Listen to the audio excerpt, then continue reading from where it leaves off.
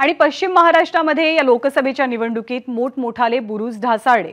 मात्र या वादळामध्ये आपण दिवा लावला असं विधान शिंदे गटाचे हातकणंगले लोकसभा मतदारसंघाचे खासदार धैर्यशील मानेंनी केलंय। हातकणंगलेची निवडणूक लढवली आणि ती निवडणूक जिंकूनही दाखवली असं धैर्यशील माने म्हणतात।